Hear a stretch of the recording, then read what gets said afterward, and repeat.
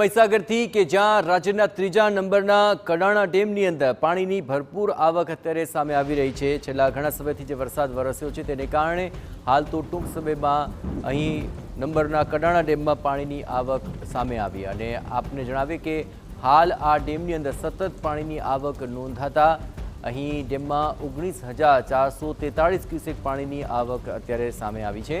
કડાણા ડેમની સપાટીમાં 1 ફૂટ જેટલો તેને કારણે વધારો નોંધી શકાયો। કડાણા ડેમની હાલની સપાટી 384.10 ફૂટ પર પહોંચી ચૂકી છે।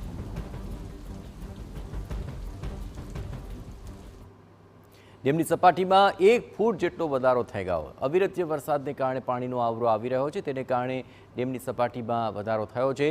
સતત પાણીના વધારાને કારણે 1 ફૂટનો વધારો નોંધી શકાયો। તો મહીસાગર જિલ્લાના સંતરામપુર તાલુકામાં મેઘમહેરને પગલે પ્રખ્યાત સાતકુંડા ધોધ ફરી જીવંત થઈ ઉઠ્યો છે। ધોધનું આ ધસમસતું પાણી શરૂ થતાં જ આહલાદક દ્રશ્યો સામે આવ્યા છે। કુદરતી સૌંદર્યથી ભરપૂર એવા આ સાતકુંડા ધોધ ખાતે કુદરતી રીતે 7 કુંડ આવેલા છે।